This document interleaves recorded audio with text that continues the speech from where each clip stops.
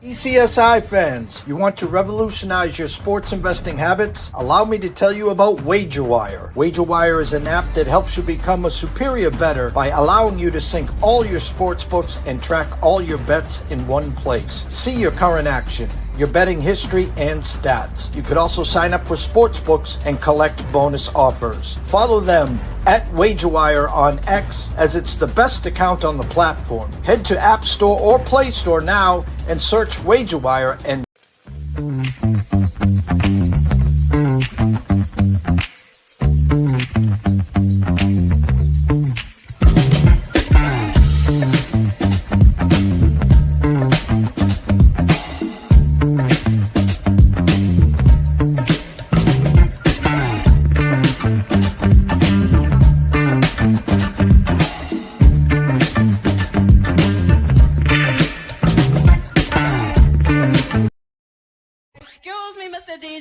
Check this out, we got a great show coming your way. From the ECSI Sports Studios, the #1 sports information program in America, the Breakfast Bankroll, with your host, the sports broker, Jeff Dawson.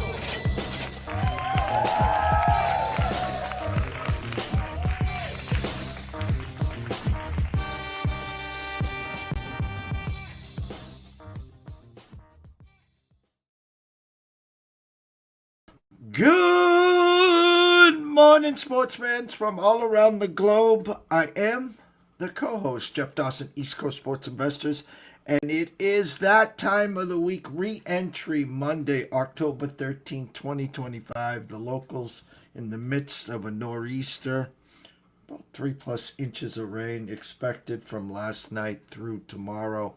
The wind gusts on Cape Cod, potentially up to 60 miles an hour gusts. So if it's a little choppy or something happens on the internet, which is undefeated like Mother Nature, bear with us. We're going to try to muscle through as much as we can here. Re-entry Monday, of course. We're going to recap what we saw in college football, the NFL, and of course with Scotty Webb live from Tampa. Always going to talk some baseball. And listen, you play 15 innings on Friday night. You find a way to beat Cy Skubal for the second time in that series. I think they were 5-0 this year against him, or 5-1, something stupid like that, or 5-1 their last 6 or something versus Skubal. Fly across country to Toronto and win. It just mind-boggling, the run that the Seattle team is on, the resiliency, and then they come right back today at 5 o'clock. Gilbert versus your Savage. Currently, Toronto at the circa -131, the Mariners +118. On the series price now, Seattle has gone to -215. The Jays are +185. Dodgers, Milwaukee open up tonight at 8 o'clock. Dodgers -215 in the series, and the Brewers +185. Snell versus undecided right now, it looks like, for Milwaukee. First and foremost, a shout out to our proud sponsors and partnerships. It's WagerWire. Head on over to Google Play, download the app. It is free. And of course, AtlantaSteaksAndSeafood.com. Steaks, seafood, chops, appetizers, wine. Terry Smith's got it all. Head on over to AtlantaSteaksAndSeafood.com. The headliner today, the shocker. Penn State, 49 million reasons to fire James Franklin. Started out 3-0, preseason, pre-flop, top 3. One of the better quarterbacks in the draft, potentially next year, with Drew Aller, now out for the year. Considered the best dynamic duo backfield in the country. Started the year 3-0, 3.5-point favorites at home for the whiteout against Oregon, lose. Go to UCLA, 24.5-point favorites and lose. And then come back home to Northwestern, 22-point favorites and lose 3-3. And who's the winner in all this? James Franklin, of course. He'll be on ESPN, Fox, or something, and getting paid $49 million. So, anyways, without further ado, let's bring him in, Mr. Scotty Webb. What's up, champ? Just doing the work for this coming week, college football stuff. It was an interesting weekend, right? I mean, college football was exciting and fun. I think the plays we gave out on Wednesday or Thursday, we gave them out on Thursday. They were 4-1 if you count Iowa, because I didn't get them in there, so that's pretty good. 4-1, I like that. I think as we go, we keep doing some of this stuff. I think when I bet college football, typically I bet it on Wednesday or Thursday. We got games this week: Tuesday, Wednesday, Thursday, Friday. I mean, holy shit, we got football every day now, I guess, until like Thanksgiving or something. So that plays out pretty good. I thought baseball wise, I thought that was a pretty amazing thing that Seattle did. I also thought that Toronto certainly didn't look like they did against the Yankees, right? I mean, they didn't go out there and get 35 hits and hit home runs and and all that stuff and strike out every batter. So I tend to think that, like, in today's game, I mean, I know that it's Seattle did whatever Seattle did yesterday to win that game. I think they got the pitching advantage today. I know that the reason I say that is Savage pitched his greatest game he's ever going to pitch, and he's not anything major anyway. So I think Seattle's got the advantage again. However, having said that, that home field stuff is really important. I think Milwaukee's kind of behind the eight ball here, not being able to pitch their best pitchers at the beginning. So I think that puts them behind, and I think that makes it very difficult for them to catch the Dodgers. So I think I guess you're gonna see Seattle win the Dodgers is what it kind of looks like to me. Well, it's funny because I'm having flashbacks here, and David Ortiz was a big part of this. Vlad Guerrero in the locker room, they're popping champagne and they're spraying each other, and then there's Ortiz kind of egging Guerrero on, and then there goes Guerrero. The Yankees lose, and someone brought it up pretty well, and it's like, guys, you didn't make it to the World Series. You didn't win the AL yet. But I think when you think about this, Scotty, you and I both said we thought the best two teams in the American League were the Red Sox and the Yankees. And Toronto came in, I think, with the chip on their shoulder. And as you said, offensively just took it right to the to the Yankees. And listen, Schittler, whatever the damn name is, pitched a career game against the Red Sox, and then Toronto found a way. And my point, Lynn, your point here, Savage did the same thing last game, and it's almost setting up the same way here, where, again, it's a 2-3-2 series here. If Seattle wins this series, it's hard to win 3 in a row, we know, at home. If Seattle wins today, they go back home saying, hey, we're just going to win 2 out of 3, and we don't have to come back to Toronto. Exactly. That's what I mean. I think this sets up good for them, and it really shouldn't, because Toronto was the one sitting there in the wings waiting. But it's just like we talked about. Toronto has no ace. I mean, Gosman's their best pitcher, but he's not an ace. He's not like going out there and having Scoobo on the mound, or having Garrett Cole on the mound, or anybody like that. He's not that. So he's hittable. I mean, he's not that he's a bad pitcher, but he's hittable. And Seattle has good pitchers, not great pitchers, and Bryce Miller's not a great pitcher, but he pitched a good game last night. And the reality is that if you don't do what you do to get there while you're in the playoffs, you're not going to win. And that's what Toronto did. When they played the Yankees, they kind of looked like Cleveland with power. So that's what they did. I mean, they hit a few home runs, and they hit the ball all over the place. So If they're not going to do that, they're not going to win. So they don't have the pitching to win. So I think that puts Seattle in the catbird seat here, and it wouldn't surprise me to see Seattle win today. I mean, Gilbert's the best pitcher Seattle has, so he goes out, throws pretty good, because he's going to do that on a more regular basis than Savage is. So Savage goes out there, pitches a normal game for him. He gets beat up a little bit. They throw bullpen guys, and they're Toronto's going to have to do something to figure it out to win. And the other series is where they don't have Woodruff again. Like I was looking at kind of metrics, or well, not necessarily metrics, but trying to figure out who might pitch today. And Quintana maybe. I mean, what the hell? Bullpen game. Game 1 against the Dodgers and Blake Snell, yeah, good luck. And then Yamamoto, and then all the rest of them. It's just the Dodgers are going to beat this team, and then you're going to go probably Seattle and the Dodgers, and I don't know how Seattle keeps up with the Dodgers. The Red Sox and Yankees would have a much better chance to keep up with the Dodgers than any of these other two teams. So anyway, that's baseball, I guess.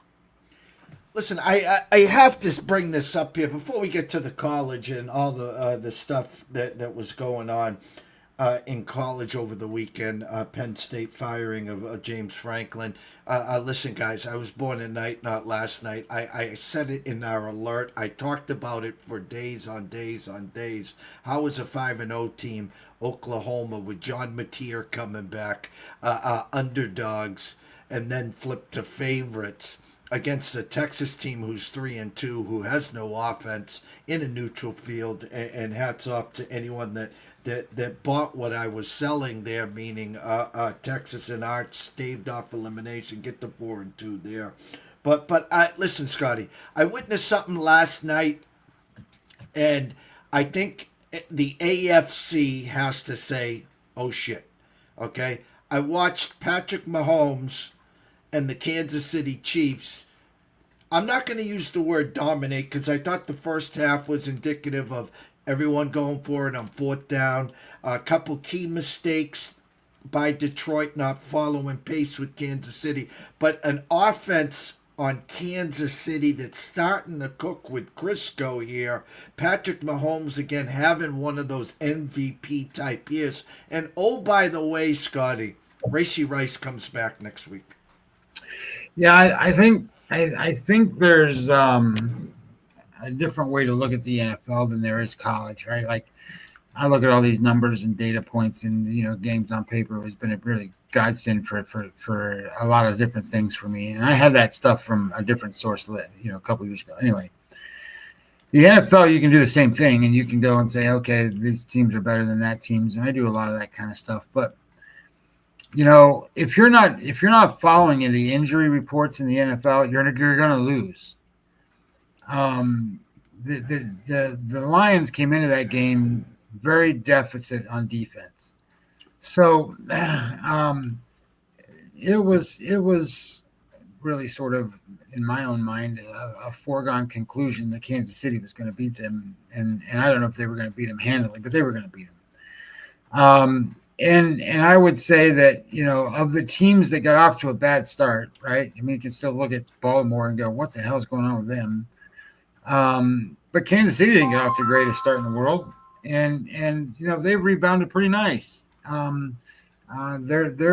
right. I mean, they're in a tougher division. They still got you got the Chargers out there, and you got the Denver Broncos out there, but those aren't teams that they can't beat. So I think they rebounded nicely, and they have reinforcements on the way, as you said.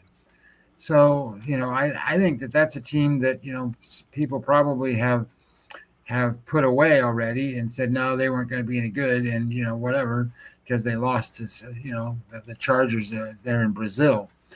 But look, that team came back. That team's done a lot of nice things, and if you think about what Kansas City was over the past year or so, they haven't been an offensive juggernaut. They've been winning because of their defense.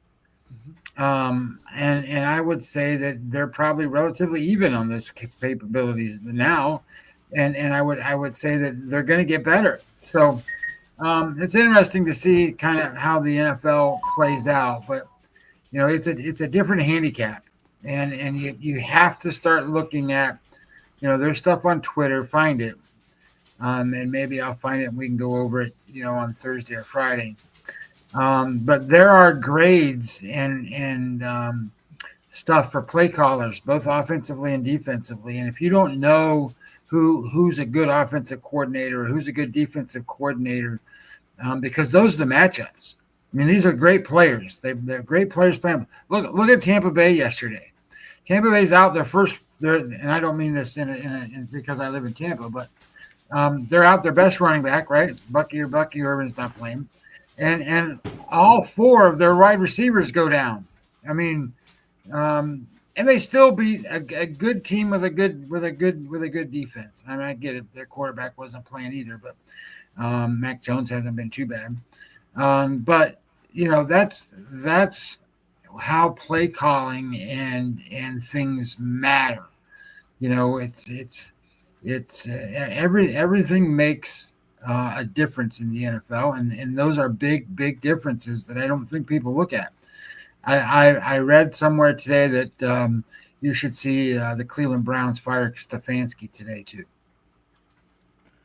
Well, I'm going to ask you one last question in the NFL. There's a written rule in the NFL, and I want to ask you, because I leave emotions out. I leave all that propaganda that, I'm a sizzle, I'm a steak guy, not a sizzle guy. But I want the Monday morning quarterback in huddle, Scotty Webb. What do you pay more attention to? The third game in a row on the road, or the game circled once you got the schedule? And my point is, the Patriots are rounding in the form. Now, a little nervous is the fact that they scored 25 points. We got the team total over early in the third quarter, and then they did nothing the rest of the second half there. But they won in New Orleans. The Patriots are now 4-2. They head to Tennessee. Now, obviously, we know that's where Vrabel started his coaching career there. As soon as he got the schedule, that was circled. Third straight road game. Patriots opened up 6.5 point favorites at Tennessee. What do you put more into the thought process, Scotty? The revenge spot, here we go, we'll make a statement, or the fact that this is the third straight road game in the NFL, and past data, that doesn't bode well for NFL teams. Yeah, those guys get worn out with the travel and staying in hotels and bags and, having to do stuff at different times. But I'll say this. There are very, college football, you have spots where there's look ahead games, this is the game, and all that stuff. Let down spots, because they just came off of a big win or whatever. So NFL's not that way. Very few times are there big spots in the NFL. And if this is a circled big spot game for New England because the head coach is coming over from Tennessee, that might give some extra juice to what's going on there. And to be honest, if that's the case, then that has more weight than anything else, because there's very, very few of those. There's not a lot of NFL games that have all the juice in the world, because the reality is, and you can talk to any of these guys that run these teams, all they're trying to do is get in the end. Certainly, if they make the tournament at the end, they have a chance to win and go to the Super Bowl, and that's obviously what they want to do. So some of these games have meaning towards that, but this one's more of an emotional meaning type of game. And if the players who seem to really like this coach, if the players are like, we want to get revenge for him or whatever, well, shit, yeah, they're going to be ready to go. And I think having a third game on the road doesn't really matter. I think that they can overcome that, and especially against the Tennessee Titans, these 32 teams, they're 32, right? So I think that they could probably be good there. certainly situations matter and are predicated on stuff. I mean, remember like Raiders Chiefs games and stuff like that. Well, that's not so much the case anymore. So big games matter at certain times, and I think this is an emotional spot because do you think they were emotionally up for the New Orleans Saints? Probably not. They're just a normal game for them, right? So they're going to be emotionally up for this game, and that matters, especially in the first half. Two games on the docket tonight. Buffalo, Atlanta overnight. Some money came in on Atlanta, down to 3.5 minus 15 cents. Buffalo is favored, and 49.5 now, a flat 50 at the circa there. And the Chicago, Washington, money came in overnight on Washington, opened at 4.5 with a 49.5, now 5.5 with a 50. Anything stick out to you tonight in the NFL? Well, these are one of these spots where I keep trying to figure this out a little bit because, I'm way better at going in and saying, hey, this college football team's better and they're going to kick the shit out of this other team because that blah, blah, blah, blah, blah, right? Well, if I look at the same kind of format, right? So Buffalo, their offensive line, yards before contact. Okay, so they rank 8th. That means obviously they're blocking and doing well running the football. And then if you go and look at pressure rate allowed, they rank 9th. Pass block win rate, they rank 1st. So pass rush win rate for the defense for Atlanta is 22nd. I don't think there's going to be a lot of pressure put on the quarterback for Buffalo. So that tends for me to sit there and go, well, if the offensive line can block and if they can keep the quarterback upright, the quarterback is 3rd in adjusted EPA against the quarterback for Atlanta who's 26th. I sit there and go, they're the number 1 EPA in offense. They have a huge advantage on success rate. I don't think Atlanta can stop them. Now, having said that, this is one of those key spots where all the NFL handicapper guys are out there going, you got to bet Atlanta, bet Atlanta, bet Atlanta, bet Atlanta. Well, I can just tell you that's like a 50% proposition for these guys. There's a lot of people that bet a lot of games yesterday and a lot of contests yesterday that didn't win on some of these games that they're betting on because of spots and because of this, that, and the other thing. I get it. You want to bet on Atlanta at home. Okay, provide a solid reason. What's the reason behind wanting to bet Atlanta at home? Because I don't think they can stop Buffalo. I think Buffalo can run the ball. I think Buffalo can throw the ball. And when you have the 26th ranked EPA quarterback for Atlanta, the 22nd ranked offense, I think they're going to struggle. I mean, I think they're going to have a hard time trying to do different things with Michael Penix as the quarterback spot. I would go opposite, and I might. I haven't done it yet, but I might. With that particular game, the Chicago and the Washington game, I am not a Caleb Williams fan. I think Caleb Williams is way overrated. His grade, he's the 23rd best EPA quarterback. Washington, I think, is starting to find a rhythm. They're starting to get better. They got their quarterback back. I think that made a difference. I think they showed a little bit last week at how good they were. Their offensive line is pretty good. And that handles. So here's a great matchup, right? So the offensive line, I just talked about the offensive line for Buffalo. The offensive line for Washington, they rank 7th in yards before contact per carry. 13th in pressure rate allowed, 7th in pass block win rate, and they're facing a defensive line in Chicago that has a pressure rate of 28, blitz rate of 26, pass rush win rate of 32 out of 32 teams. So I think that means the quarterback for Washington is going to have all day to throw the football again, and they got guys that can run the football, and I think that means that Chicago's in trouble on the road. So I guess I like both favorites, put it that way. You know, it's funny, in the Westgate Super Contest, myself and Senior Lucky went 4-1 this week. And here's the comedy. with the Steelers minus 5.5. That was kind of box to wire. Seahawks +1 ended up closing 1.5-point favorites. Raiders minus 4.5 and Chiefs minus 2.5. Our only loss, and this one sticks in my craw, Scotty Webb, with the Chargers minus 4. There is no one in the NFL yesterday that scored on 7 possessions. The Chargers kicked 5 field goals and 2 touchdowns, had a 13-point lead in the fourth quarter, yet win by 2, Scotty.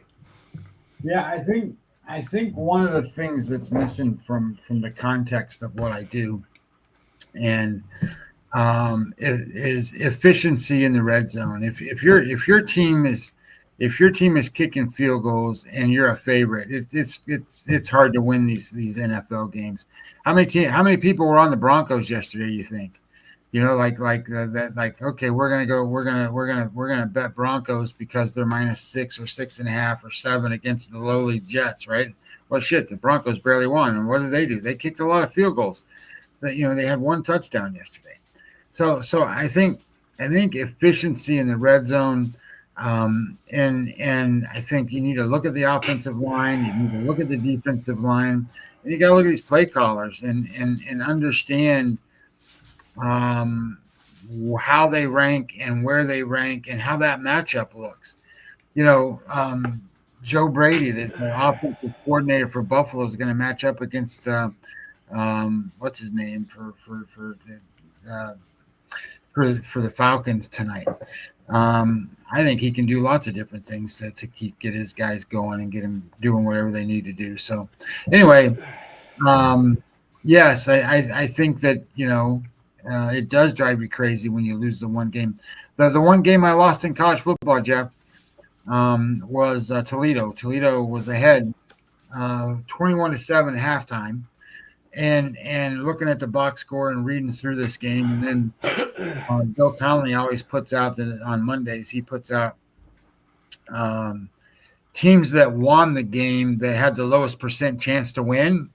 The number 1 team was Bowling Green, who beat Toledo. They only had a 28% chance to win the game based off of the yardage. It was 470 yards to 200. Toledo dominated the football game. Toledo had 20-some first downs, and Bowling Green had 10. So how did they lose? Well, they had 1 interception, 1 fumble, and they gave up 2 big plays. They gave up it was like 67-yard touchdown pass and a 40-yard touchdown pass. Think about that. Toledo or Bowling Green only had 200 yards in the whole game, and 2 of them on 2 plays. So, and they still won the game. It's unbelievable how certain things happen that way. That was the only loss, and I'm granted I like to win, but that's the one that I remember. I remember the one that I lost that way, and going forward, I got so mentally confused yesterday about the NFL. I didn't bet, and what I mean by that is I just talked about with Buffalo, right? I think Buffalo's the right side. And everybody and their brother is going to be out here betting Atlanta. So do you really want to do that? Well, some people do, some people don't.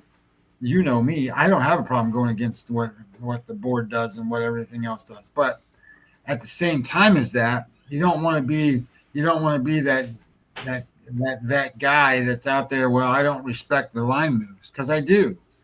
It's what do they see that I'm missing? And if I can't find it, I don't usually bet. If I can find it, I can go and say, yeah, well, I see what they see, but it doesn't matter to me, and I'll bet. So the NFL's been a little more tricky. I haven't bet nearly as much as I thought I would. I think I've only made like 10 plays in the NFL all season, maybe a little more than that. And I've made quite a few in the other. What does that say? Richard Gill says, hire me. I'll be rubbish at half the price. I don't know what that means. So anyway, it is kind of what it is. And, we go from here, and I still like both sides I talked about today. I like Seattle again today in Major League Baseball. And looking at this in our college football, we haven't talked about Penn State yet. Holy crap! Big games. I want to go to one game Friday night. We gave out on Monday night. We were ahead of the market. We had North Texas plus 1.5. They closed -2, 2.5. 21-14 going in at the half. They allow an interception, and then South Florida scores on the last play before the half, 21-21. And then to start the third quarter, North Texas 3 more straight turnovers. So their last 4 possessions were all turnovers. They get run off there. USC 31-13 against Michigan. Georgia 20-10 against Auburn. BYU in double overtime, I think it was 33-27. Utah dominates Arizona State, as I talked about in the intro. Texas dominates Oklahoma. Hats off to Indiana. Goes into Oregon and dominates that second half there and wins outright. Hoosiers are legit there. Alabama holds on and wins by 3 at Missouri. If you didn't watch Georgia-Auburn, Auburn up 10-0 going in to go up 17-0. Fumble on the goal line. Georgia scores 20 straight points to win by 10 there. Ole Miss chewing their food, looking ahead to this week, wins by 3 against Washington State. Notre Dame dominates 36-7 against NC State. Nebraska keeps winning 34-31 against Maryland. The headliner, again, Penn State, as I said in the intro, fired James Franklin there. Scotty, thoughts there? I mean, I guess Penn State in no man's land. The board had enough. I think James Franklin was 0-15 again in the big games. He had his teams moving in the right direction. Nice run last year. Had the team pre-flop like a few others, the Clemsons and the Texas. You want to cut ties, that's fine. But at the end of the day, the winner here is James Franklin, still owed $49 million. Yeah, I think that that's one way to look at it, and he's going to get paid. But what I was seeing online was the kids that recruited into Penn State now deciding that they may not go there. That was before he got fired, and if they're not going to go, then they got to figure out some other way to get the better kids to play there. I mean, obviously it's a good environment and all that stuff, and they're not a bad program. Certainly they need somebody to help them get over the top. But yeah, I think, some of the things that they were preseason number 1. They're supposed to be the best team in college football. Well, does that mean they have the best roster? Well, I don't know if they have the best roster or not. I think they have good players. But I thought they think that Drew Aller was going to be the best quarterback, and he's just not. It's kind of like Cade Kublik. Right? He's supposed to be the best quarterback, and he's just not. So there's some over evaluation, I think, on who these players are and who they were. And then like you brought up the Georgia Auburn game, and that going in for the touchdown. And I wasn't real happy because I was on Georgia, and the way they looked and what was going on. They were just trying to survive because Auburn was putting it on them. And okay, well, the fumble happened, whether it's a fumble or not, or they scored a touchdown or not. I don't, what happened in the game was it was ruled a fumble. So they fumbled, and then it was 10-3 at halftime. Well, if you look at the data and the stats and the numbers, I think they only had maybe 50, 60 yards of total offense the rest of the game. So what I'm getting at here is Kirby Smart and his group went and made an adjustment that stopped Auburn, and then their offense made an adjustment to score points. Well, Penn State has to go and say, we need to make adjustments because, we're in a position where our quarterback isn't what we thought he was. We got to figure out a different way, or maybe we put in a different quarterback. Look what Mississippi's done with a new quarterback. Obviously that was by injury, but at the same time, look what they did, and how I think they're a better team with the quarterback they have now than the quarterback they had. So as this kind of goes out, I think that they had to do something to either keep the players they have on coming in, and or be able to give new players that are on the way or thinking about coming there life of trying to figure it out. And I don't know who it is. I saw a couple lists out there and some betting odds. Manny Diaz is the number one favorite to go run this program. And if Manny Diaz is going to be the guy that runs this program, good luck. And I don't mean that disrespectfully. I just mean that this is a big program. You can't have a Manny Diaz go run a big program. Yeah, you need somebody with some oomph, right? Signetti was on the list, but he was like fourth, fifth down the run. Who was interesting that was on the list was John Gruden. John Gruden was on the list, and he was third. I don't remember who was second at this point, but the number one was Manny Diaz, and that stuck out to me as if he's the guy, that's a bad hire. No, Signetti makes a lot of sense to me. I mean, he's already in the Big Ten. He has done wonders. That win alone in Oregon again is a statement. Gruden says he wants to come to the SEC. There could be a cut. There's already Arkansas. I think there's another opening, potentially Florida. The other name, and he's made it clear he doesn't want to come back, in my eyes, would be like an Urban Meyer. He knows the Big Ten. I don't know if Penn State's big enough for him to go to back into this. I don't think he would anyways. College this week, as you said, games all the way through Tuesday. Friday, some headline is, again, I'm not getting in front of this Miami train anymore, but again, 13-point favorites over Louisville. Louisville was supposed to be one of the Cinderella underdog stories in the ACC, offensively challenged in my eyes. 13 with a 53.5. Nebraska travels to Minnesota, 6.5 with a 46.5. Utah State, San Jose State. Now, Bill Belichick and company travel cross country to California. There's been talks that Bill won't be coaching that game, that he'll be gone by then. I think the fire is simmered down a little, but that's an 11-point favorite for Cal and a 47 there. But there's some big games this week, Scotty. Oklahoma, only a 4.5-point favorite at South Carolina. I have to throw this out here. BC, just a 1.5-point favorite over UConn. I will tell you this. I worked the home games for BC. That place was packed with orange. It was a 7:30 kickoff. This BC team and Jim O'Brien, he's getting paid $5 million a year. And I know how cheap BC can be. They won't fire this guy and owe him $10 million, a la like Penn State and $49 million there, of course. LSU at Vanderbilt.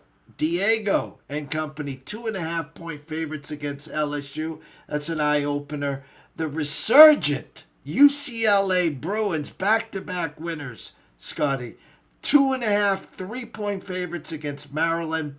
Washington, Michigan. Michigan, 5.5-point favorites. Looking for a bounce back after their loss to USC. Mississippi State, Florida. Florida 10. Florida's dead to me there. Missouri, Auburn. Auburn, 2-point favorites there. Arizona, 2.5 against Houston. Baylor, TCU, always a great game. TCU -3 against Baylor. Mississippi, Georgia. This is an eye-opener. Georgia, 7-point favorites at home against Mississippi. Penn State, Iowa. Iowa now 3.5-point favorites against Penn State. Ohio State at Wisconsin, 27-point favorites. Ohio State. By the way, had Illinois team total over 17.5. It smelled real bad. Got to 16, needed the 2-point conversion, didn't get it there. Texas, 12-point favorites at Kentucky. USC, Notre Dame, a headliner at night. Notre Dame 8-point favorites against USC, and the game of the day, the game of the night, Alabama 8-point favorites against Tennessee. Scotty. Yeah, I think there's some good games here. I think just because I haven't done any of the handicap yet, or haven't done any of the major work. I've got quite a bit of it done, but I think it's one of these games where are times where you got college football Tuesday, Wednesday, Thursday, Friday, but if you look at those games on Tuesday, Wednesday, and Thursday, it's like who wants to even watch those games? Delaware and Jacksonville State might be one of the better games to watch, but I don't want to watch them. Like you got no good quarterbacks, nothing going on until Friday. So, and I know the headliner game on Friday is going to be Miami and Louisville, right? I mean, people are going to want to watch Miami play, and I haven't looked at that yet. I do know yards per point, strength of schedule. I know all that stuff. Bill Connelly's got a 32-24 right now for Miami, so that doesn't cover. That's but it's like I said last week when we were watching and looking at these games, like Ohio State made perfect sense to me because they're not going to score as many points as these models say they're going to score. Well, you just said it a minute ago. Louisville, you don't think has a great offense. I don't think they got a great offense either. Well, how are they going to score? How are they going to score 24 points on Miami's defense? So if you start to think about how the models work, and then when you take the models and you start to take them back a little bit, you might find some spots. So the game that stands out to me on Friday night is Nebraska. Just by looking at the number, the number says it originally opened at 5.5. It looked like now it's already 6.5. Bill Connelly's got a 29-19 Nebraska. Nebraska's got the better quarterback, much better yards per point margin. They get more plays. The turnover rate's about the same, maybe a little bit better for Minnesota, but not by much. They're both in the positive, so that's good. So, I haven't, obviously, the games on paper will show a different number for that, and it's going to show Nebraska probably being pretty good there because Minnesota got clobbered by Ohio State. So I think you're going to see that Nebraska is probably a good side. It's just a matter of whether or not they're ready to go, motivated to go, and I hearken back to when I watched the PFF guys talk about a Nebraska game. I can't remember. I think it was Nebraska when they played Michigan, maybe. And they were talking about Riola, the quarterback, and they were saying, hey, he's the best player on the field. He just is. And if Nebraska will allow him to be the best player on the field, then they got a chance to win these games. Well, I think he's showing that. I think he's showing that he's got some good talent. I think they're playing pretty good defense, and Minnesota is a team that struggles to beat teams like Wisconsin. Nebraska is not going to struggle to beat a Wisconsin, and I think that in my mind, just from what looking at it, I think Nebraska on a Friday night is probably a pretty good spot. Now, I do all this and say all this and then haven't vetted it out yet totally, but I think that makes sense to me. The other game that I thought, just kind of looking through them when it came down to them, Georgia, Mississippi. Georgia at home, 7-point favorites, I thought was a little much. Georgia has the third-ranked quarterback, QBR. Mississippi's quarterback is 8th. I get it that Georgia's played a little bit better of a schedule, and they have a little bit better of, not by much. Where is it? There it is. They have a little bit better of a yards per point margin, but not by much. So I don't think the advantages are big enough, put it this way. Now I will have to look. Now we've That's 2 or 3 straight games in a row. Georgia's gone out there and just laid a dud in the first half. They haven't been good in the first half and have had to try to come back. They had to do that against Tennessee. They tried to do it against Alabama, and now they just did it against Auburn. So now they get Mississippi, and I think 7's probably too many. I think Mississippi can probably stay within that number. I don't know that means they'll win, but I think they can stay within the number. And it wouldn't surprise me if they won. I mean, think about it. Would it surprise you if you saw Mississippi beat Georgia? Wouldn't. Just based on the way it can win so far this year. Have you really watched Georgia dominate running the football with big running backs and stuff? I don't see it. And I also don't see, I say this, and of course the second half of Saturday's game, I don't think their defense is so dominant. So they have good defensive backs, but, Mississippi can run the football, and they can throw the ball. So I thought that was kind of interesting. I don't know what to make of Penn State this week, not having the head coach. The reason I say that is because of look what happened with what's going on with UCLA, right? UCLA's turning everything around. Penn State's an underdog to Iowa, okay? If you tell me that they're going to match rosters and Penn State's roster is worse than Iowa's, I don't believe it. So I'm not sure that I'm buying that. I was on Iowa this last week, but that's because they played Wisconsin. Wisconsin, they can't do anything offensively. So I'm a little skeptical there, to be honest. So I thought that was kind of weird. I think another weird spot is, do people give Texas A&M credit for being any good at all? Like they're beating everybody, and now they go play Arkansas, who's kind of dangerous, but not at the same time they're not really stopping anyone. So Texas A&M plays defense, and they're 7-point favorites on the road against Arkansas. So, I thought that was kind of a strange number, especially considering kind of how that goes. A game I'm interested in is Utah BYU.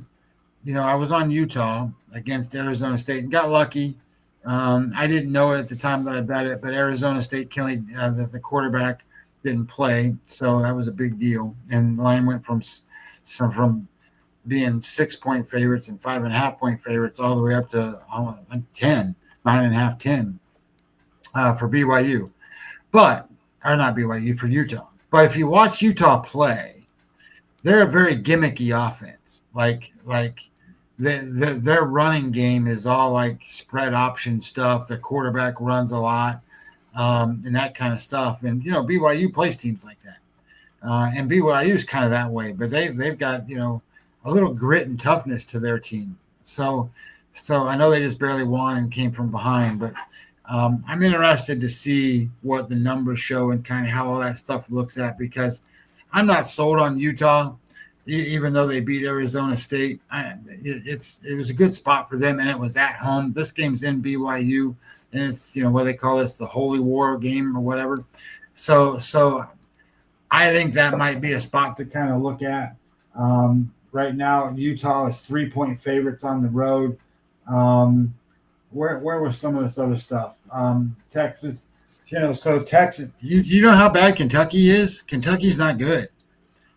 Texas coming off of a win of Oklahoma, right? And they're only minus 12. They ought to beat that team by more than 2 touchdowns, but we'll see. I haven't looked at it yet. Let's see what other one. It's going to be interesting to see what Oregon does in a bounce back. Now they have to go play Rutgers. In that game, USC Notre Dame we didn't talk about yet. USC looked pretty good against Michigan, but when you're thinking about Michigan, right? Michigan's got a true freshman quarterback who's going to be good, but right now he's not. Right now they're a run team and they're a defense team. That can basically make a few plays through the air, better than last year with Orgy, right? We said that. But now USC is going to go play Notre Dame. And the last time we really saw Notre Dame on the big scale, they were losing games. I think they figured out a few things. The quarterback, this is going to be the number one QBR quarterback, Mayava, for USC against the number 11 quarterback in Notre Dame with Carr. This is going to be one of those kind of games where you got two great quarterbacks. But what I like about Notre Dame is Notre Dame, their head coach puts them in more of a NFL style of offense and defense, and can handle this gimmicky offensive stuff that these other teams run. So we'll see. Notre Dame -8's a lot though, so I think that's a lot in a rivalry game. Tennessee, Alabama.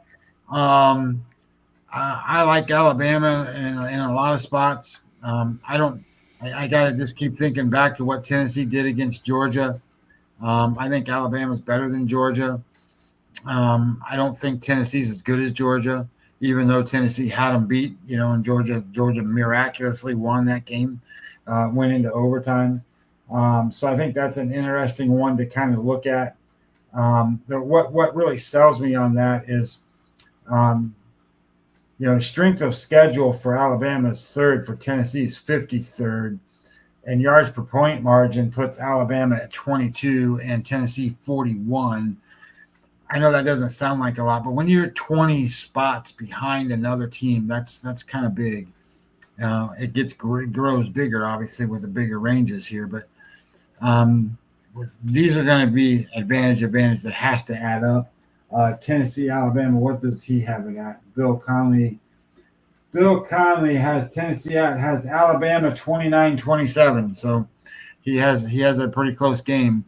It wouldn't surprise me if it's a close game, but they're going to need. So let me ask you this: the quarterback for Tennessee, Aguilar, right? The kid that's Joey Aguilar, whatever. Everybody loves him, thinks he's doing great. His QBR rank is 33rd against the kid for Alabama, Simpson. Well, he's now 16th in the country. I still think that gives edges all over the place to Alabama. They're going to be able to run the ball. They're going to have the better offensive line. They're going to have the better defense. So, and it's a home game. I think that makes it just tough on Tennessee. So, yeah, I think there's a lot of spots to look at this week. I think it'll be a fun handicaps. I've got a lot of the work done. I just don't have it all done. Yeah, an amazing day, a holiday for most here today. We got a full slate of NHL, obviously, this morning and this afternoon. 2 baseball games, 2 NFL football games. Myself and Scotty will be back tomorrow, 9:15, to start breaking down this week's slate. Andrew McGinnis will be back around 10:30 to talk some pucks, props, and thoughts. And we'll get the week off cooking with Crisco. Closing thoughts, Scotty. I think there's a couple things, and I saw a thing on Twitter today, not today, it was yesterday. These guys all love to go out there and bang on these guys and tell everybody how bad they are. I guess Steve Fezzik's having a rough year. He's down like 100 units or something, and he's playing like 50 units a game or 50 units a day to try to get that back or whatever, and he keeps losing more. Look, guys, I'm not going to tell you who to bet with and who not to bet with. That's all on you guys. You guys need to start betting through some of those handicappers and some of the people you listen to. And I'm not saying Steve Fezzik's a bad handicapper, but if you're 100 units behind, that's not very good. I mean, you can have bad years, but that's not very good. But what I will say is pick and choose what you want to learn about.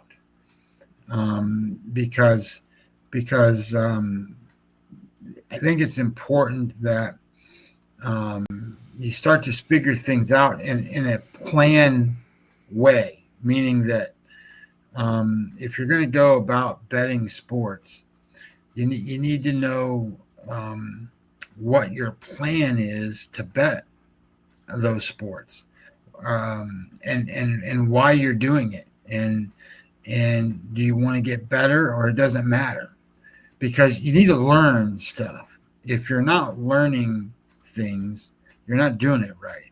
If you're out there just bashing people, okay, good for you. I hope it makes you feel better, but nobody's even listening to you. So, so it's like this Richard Gale guy. I figured it out. It says, hire me.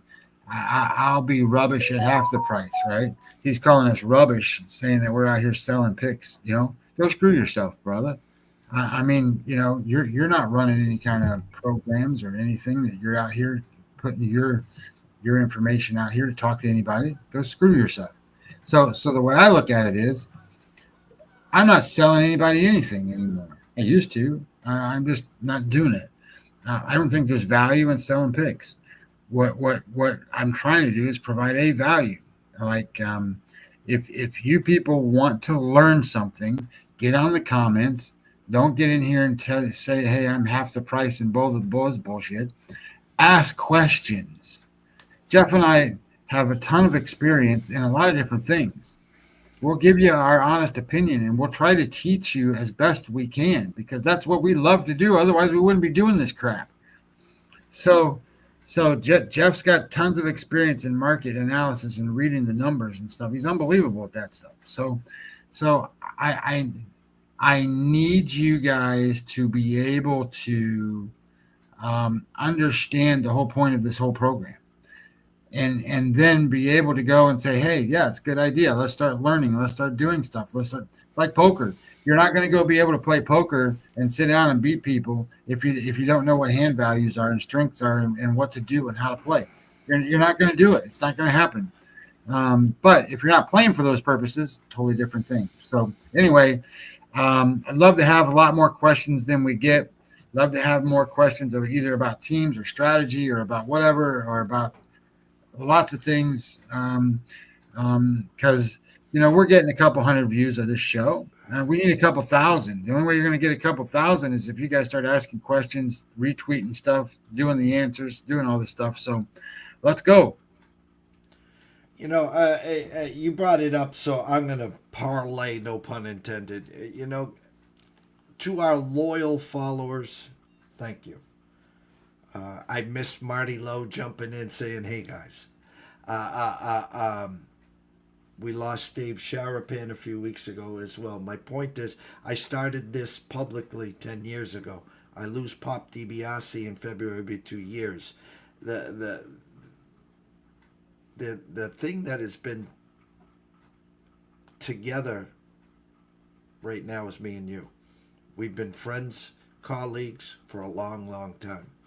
And the funny thing is, I've been doing a lot of work, a lot of research in today's society. You never have to leave your house now, guys. You got your Ubers, you got your Lyfts, you got your DoorDash, you got all the streaming services right in front of you. You got Amazon. Anything you need in the world, you can just click a button and it'll be delivered to your front door in 2 days. We're become a society that settles for less. I'll do it tomorrow. I'll do it the next day. Or why should I do the work? I'll just go follow blah, blah, blah, blah, blah, blah. And in our lanes, you've all been hypnotized, mesmerized, brainwashed by the DraftKings, the FanDuels, the people that you're following now on the big platforms, the brainwash of the same game parlays. Every one of those big platforms is doing a same game parlay, because they're paid to, whether it's a DraftKings, a FanDuel, a BetMGM, or whatever. And the guys that are giving you these damn things don't know the difference between a soccer ball or a football. But yet, we saw it on ESPN. We saw it on Fox. We saw it here. We saw it there. What's $20? What's $25? It's just entertainment. And at the end of the week, and then at the end of the month, at the end of the quarter, at the end of the year, check your entertainment balance. It's in the red times 10, if not times 100. If you guys want to, at the end of the day, say, well, it's just entertainment, it doesn't matter, then God bless you. Get a second, get a third, get a fourth damn job. Okay? Myself and Scotty are here 4 days out of the week. We don't have to. We don't. I see where these lanes are going, guys. I'm wrapping up my 10th year of public service. We've created a media group, a media channel. I was at Army Navy, Radio Row with Anthony Pepe and the Diehards. We were on the field rubbing elbows with Stanford Steve, ESPN, blah, blah, blah, blah, blah, blah. 2 months later, we're in Las Vegas, Radio Row for the damn Super Bowl. Right next to Pat McAfee, Kay Adams, the locals, yada, yada, yada. My point is, so what? So bleeping what? If you want 50 years of experience, that's what I got. My first wager was in 75. I was in 5th grade. Reds and Red Sox, World Series 75. All you young guns, go Google it. Okay? I worked for 2 services in the late 80s, early 90s. No cell phones. No crawlers, no nothing. 5 newspapers was my resource, and I hope one of them had the late scores, because other than a 900 number, you couldn't get a damn late score. My point is, though, our faces, they don't change. Our names, they don't change. But 99.9% of the other people on social media that you follow do. But it's okay. It's okay because he's got 350,000 followers. He's on ESPN. He's on Fox. He's on VSiN. He's on where. I don't give a rat's ass. I don't. Okay? And Scotty doesn't either. Misery loves company. So if you want to keep losing, keep losing. If you want to learn and get educated, then stay tuned. It's simple. It's simple. Because I know one thing. January 1st, 2026, I will start my 11th year of public service. Scotty will be here. He will be getting ready to start more baseball. Okay, whether you'll be here, I don't know. I don't care. I don't, because if you don't want to be here, don't. It's that simple. November 1st, college basketball starts. We crush it in college basketball and team totals. You want to be a part of it? Fine. I do 2 hockey shows. You want to be a part of that? Fine. You want to be a part of me and Scotty's show 4 times a week? Then fine. It's up to you. But if you want to go follow the trends in the world and this and that guy, it's your prerogative. You want to keep losing? It's your prerogative. Keep playing the same game parlays. Keep getting stung by the Photoshop tickets. Go ahead. Have fun. For myself, Jeff Dawson, at EC Sports Investor, one and only Scotty Webb, at Webby20 MLB. We wish everyone a blessed day. It's the start of a new week. We wish you nothing but the best of luck. Hope to see you tomorrow. Stay tuned.